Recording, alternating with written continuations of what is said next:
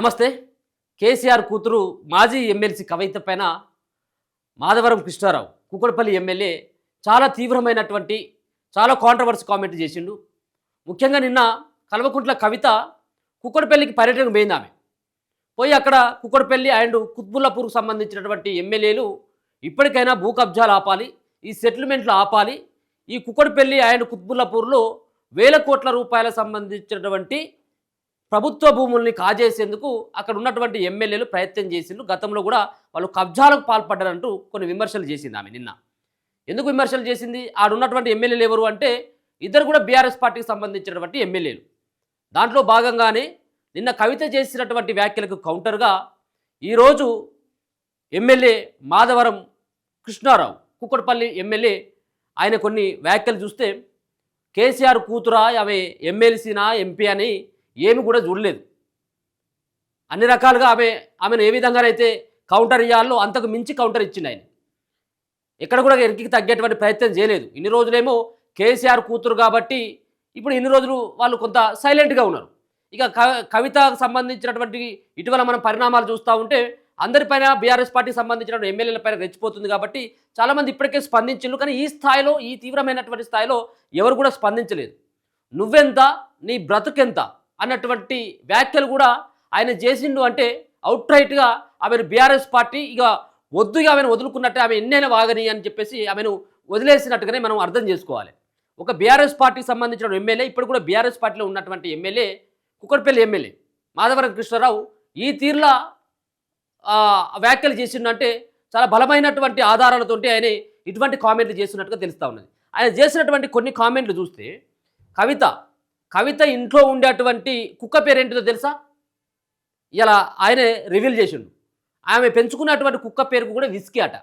Whisky అంటే మందు ఉంటుంది కదా, మందు పేరు, బ్రాండ్లు, బీర్లు, విస్కీ, రమ్ము ఇట్లా ఉంటాయి కాబట్టి ఇంట్లో పెంచుకున్నటువంటి కుక్క పేరు కూడా విస్కీనేట అన్నటువంటి వ్యాఖ్యలు చేస్తూ నువ్వెంత, నువ్వు బ్రతికెంత అన్నటువంటి కొన్ని కామెంట్లు చేయడం జరిగింది. అంతేకాకుండా 1000 కోట్ల రూపాయలకు సంబంధించినటువంటి భూ కుంభకోణానికి కవిత భర్త పాల్పడ్డాడు. వీటన్నిటి కూడా వెలికి తీయాల్సినటువంటి బాధ్యత రేవంత్ రెడ్డి పైన ఉంది. వెలికి తీయకపోయినట్టయితే రేవంత్కు కూడా కవిత సంబంధించినటువంటి కబ్జాల్లో వాటా ఉంది అని చెప్పేసి ఒప్పుకున్నటువంటి వ్యాఖ్యలు చేస్తూ ఉన్నాడు. కేటీఆర్ని జైలుకు పంపించేందుకు కవిత అనేక రకాలైనటువంటి కుట్రలు చేస్తూ ఉన్నది. పార్టీని నిలబెట్టినటువంటి వ్యక్తి అయినటువంటి హరీష్ రావును కూడా పార్టీలకు వెళ్ళి బయటికి వెళ్లేందుకు ఆయన పైన విష ప్రచారం చేస్తుందన్నటువంటి అంశాలను సైతం కూడా చెప్పడం జరిగింది. 30 ఫ్లోర్లకు సంబంధించినటువంటి బిల్డింగ్ కుక్కడపల్లి ప్రాంతంలో కవిత కడతా ఉన్నదట. ఇక మరి కవితకు ఆ రోజు మనం ఉద్యమం సందర్భంలో నలిగిపోయినటువంటి ఒక చీర కట్టుకొని వచ్చింది ఆమె. ఇక ఇప్పుడేమో ఇక ఆ జోలికి మనం పోలేం. కానీ 1000 లక్షల కోట్ల రూపాయలకు సంబంధించినటువంటి ఆస్తులు ఎక్కడి నుంచి వచ్చినాయి మనకి ఇప్పుడు మనకు తెలవాలి. అంటే 10 ఏళ్ల కాలంలో అయ్యని అడ్డం పెట్టుకొని సంపాదించింది. అంటే ఆయనే చెప్తున్నాడు, మాధవరం కృష్ణారావే చెప్తా ఉన్నాడు. 10 ఏళ్ళేమో నాయనని అడ్డం పెట్టుకొని కొంతమందికి మంత్రి పదవులు సైతం కూడా ఆమె ఇప్పించుకున్నదట పైసలు తీసుకొని. మరి ఏ మంత్రులకు ఇప్పించింది అనేది తెలియదు. కానీ మంత్రి పదవుల కోసం ఆమె డిమాండ్ చేసిందట. ఆమె వసూళ్ళకు కూడా పాల్పడ్డదట. ఎవరికైనా ఫోన్లు చేసుడు, నాకు పైసలు ఇస్తావా లేదని. ఇప్పుడు అది జరుగుతూ ఉన్నాయట. ఆయన బయట పెడతా ఉన్నాడు ఒక్కొక్కటి విస్తుపోయేటువంటి నిజాలు. కవిత చూడడానికి కొంత అమాయకంగా కనపడుతున్నప్పటికీ ఆమె చాలా వెనకాల ఉన్నటువంటి మామూలు కాదు ఆమె చరిత్ర. ఆమె చెప్తా ఉంటుంది కదా, నేను మంచిదాన్ని కాదు అనేది. నిజంగా కూడా నువ్వు కవిత, నువ్వు మంచిదానివి కాదు. నువ్వు మంచిదానివి కాదు కాబట్టి నిన్ను పార్టీలోకి వెళ్ళి ఎల్లగొట్టిల్లు. నువ్వు మంచిదానివి కాదు కాబట్టి నువ్వు లిక్కర్ కేసులో అరెస్ట్ అయిపోయావు. నువ్వు జైల్లో అన్ని రోజుల పాటు ఉన్నావని చెప్పి ఆయన కొన్ని విమర్శలు కూడా, చాలా విమర్శలు చేయడం జరిగింది. అయ్యను ఆయన అన్నను కూడా పేరు బదనం చేస్తూ ఉన్నది అన్నటువంటి కొన్ని కామెంట్లు చేయడం జరుగుతూ ఉన్నది. ఇప్పటికైనా నీ నోరుపు కనుక అదుపులోకి పెట్టుకోకపోయినట్టయితే ఉంటే నువ్వు అనుకున్నటువంటి తీరుగా నేను అంత మంచోని ఏం కాదు. నేను అందరు ఎమ్మెల్యేల లాగలే కాదు, నేను కుత్బుల్లాపూర్ ఎమ్మెల్యేని. నేను ఎవరికి కూడా భయపడను. 3 సార్లుగా ఎమ్మెల్యేగా గెలిచినటువంటి వ్యక్తిని నువ్వు నా మీదనే కుప్పిగంతులు వద్దు అని చెప్పి ఆయన చాలా మాటలు కూడా మాట్లాడడం జరిగింది. జైలుకు పంపేటువంటి ప్రయత్నం కూడా చేస్తూ ఉన్నది ఈమె అని చెప్పేసి ఆయన వ్యాఖ్యలు చేశారు. ఒకసారి చూస్తే నీలాంటి కుక్కలను నేను మస్తు మంది చూసిన. ఎవరన్నా ఒక ముఖ్యమంత్రి కూతురు ఒక పార్టీకి సంబంధించినటువంటి అధ్యక్షుడికి అదే పార్టీలో ఉన్నటువంటి ఎమ్మెల్యే మాట్లాడిందంటే చాలా సీరియస్గా తీసుకోవాలి దీన్ని. అంటే ఈమె మొన్ననేమో ప్రశాంత్ రెడ్డి అనుకుంటా, ప్రశాంత్ రెడ్డిని విమర్శించింది అక్కడ మాజీ ఎమ్మెల్యే, మాజీ మినిస్టర్ కూడా ఆయన. కేటీఆర్ విమర్శించింది, హరీష్ రావుని అందరిని విమర్శించేసరికి ఇక పార్టీలు ఎక్కడికి పోయినా కానీ ప్రధానంగా బీఆర్ఎస్ పార్టీకి సంబంధించినటువంటి వ్యక్తులను టార్గెట్ చేస్తుంది. నిన్న అంతేకాకుండా పాలమ్మినా, పూలమ్మినా, అలాగే భూములు కూడా కబ్జా పెట్టినా అని కూడా కొన్ని కామెంట్లు చేసింది నిన్న. ఎవరిని? మాజీ మంత్రి మల్లారెడ్డి, ఇప్పుడు ప్రజెంట్ ఉన్నటువంటి ఎమ్మెల్యే. ఆయన చేసింది వాస్తవమే, మల్లారెడ్డి చేసింది వాస్తవమే. అది ఎవరు అవునన్న కాదన్న మనకు బహిరంగంగా కనబడతా ఉన్నాయి. అయితే ఆమె ఎక్కడికి పర్యటనకి వెళ్ళినా ఆమె జాగృతి ఆధ్వర్యంలో ఆమె నియోజకవర్గాలు, జిల్లాలు చుట్టి వస్తూ ఉన్నది.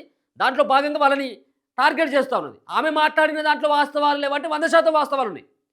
అంటే ఇప్పుడు దొంగలు ఏదో ఊర్లు పంచుకున్నట్టుగా కవిత చేసినటువంటి వ్యవహారాలని, కబ్జాలని ఈయన బయట పెడితే అక్కడ ఉన్నటువంటి ఆ ప్రాంతంలో 10 ఏళ్ల పాటు పరిపాలించినటువంటి, 10 ఏళ్ల పాటు ఎమ్మెల్యేలుగా, మంత్రులుగా ఉన్నటువంటి వాళ్ళ యొక్క చిట్టాని కవిత ఇప్పుతున్నట్టుగా మనకు స్పష్టంగా అర్థమవుతా ఉన్నది. నీ అక్రమాలు, నీ మొగుడి అక్రమాలు బయటకు తీస్తే తట్టుకోగలవా?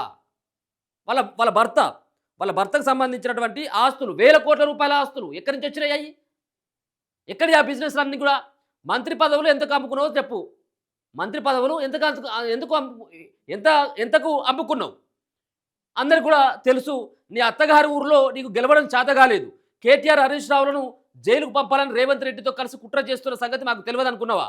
అంటే రేవంత్ రెడ్డితో పాటు ఇద్దరు కలిసి, కవిత హ్యాండ్ రేవంత్ రెడ్డి కలిసి కేటీఆర్ హ్యాండ్ హరీష్ రావుని జైలుకు పంపేటువంటి కుట్ర జరుగుతూ ఉన్నది, అది మాకు తెలుసు అని చెప్పేసి మాట్లాడుతూ ఉన్నాడు.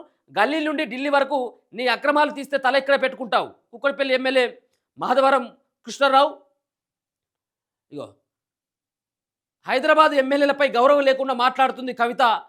చరిత్ర ఈరురాలు కవిత మాపై మాట్లాడే అర్హత లేదు. నీ చరిత్ర ఏంటి, నీ బతికేంటి తమకు తెలుసు. తెలంగాణ తెచ్చిన కేసీఆర్ కోసం హైదరాబాద్ ఎమ్మెల్యేలు కలిసి నడిస్తే బీటీ బ్యాచ్ అని అందరిపై ఫైర్ అయ్యారు. తాము అందరం తెలంగాణ కోసం పనిచేశాం. తెలంగాణ చరిత్రలో లిక్కర్ చరిత్ర నీది. తెలంగాణలో లిక్కర్ చరిత్ర నీది. నీ ఇంట్లో కుక్క పేరు కూడా విస్కీ. 3 సార్లు ఎమ్మెల్యేగా గెలిచా. నీలాంటి కుక్కలు చాలామంది ఇక్కడికి వచ్చి మురిగిపోయిళ్ళు. కేసీఆర్పై అభిమానంతో మా ఎమ్మెల్యేలు మాట్లాడడం లేదు. నీ బండారం బయట పెడితే తెలుస్తుంది. నీ బంగారం షాపు వదలలేదు. ఏ బంగారం షాపు వదలేదు ఈమె. ఇప్పుడు ఎక్కడికైనా ఓపెనింగ్లో కొత్త ఓపెనింగ్లు ఉంటాయి కదా, ఆడికి పోడు షేక్ ఎన్ని పడతా అన్ని ఇట్లా తొడుక్కొని వచ్చులేనట మెడలేసుకొని. దీనిపై ఇవి కూడా చాలా ఈయన అనుడు కాదు, మాధవరం కృష్ణారావు గారు గతంలో కూడా ఇట్లాంటి ఆరోపణలు చాలా వచ్చినాయి. నీ బంగారం బయట పెడితే తెలుస్తుంది. ఏ బంగారం షాపు వదలలేదు. కవిత మొగుడు కబ్జాల చిట్ట ఉంది. ఓవర్ల్యాప్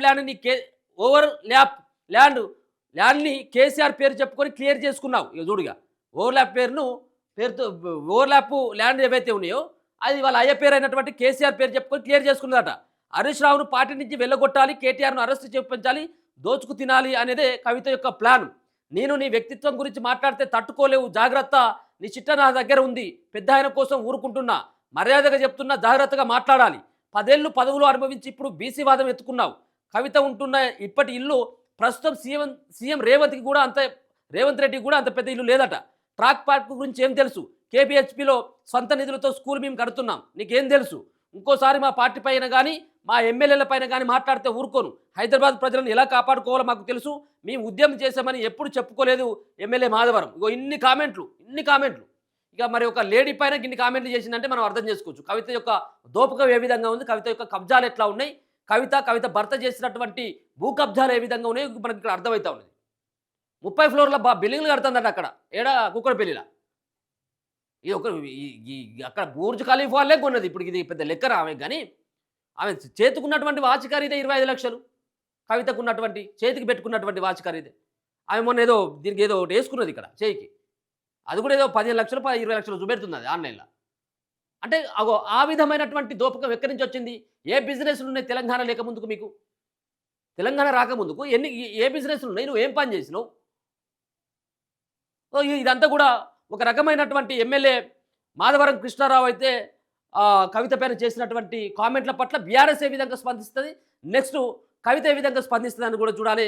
ఈ వ్యాఖ్యలు ఇప్పుడు ప్రధానంగా హాట్ టాపిక్గా మారిపోయినాయి. ఈ వ్యాఖ్యలు ఆయన మరి నిజంగా ఇచ్చినటువంటి అధిష్టానం, బీఆర్ఎస్ పార్టీ అధిష్టానంతో ఆయన మాట్లాడిన తర్వాత ఆయన ఈ డిసిజన్ తీసుకొని ఆయన వ్యాఖ్యలు చేసిండా, వాళ్ళ అన్నతోనే చేసిండా?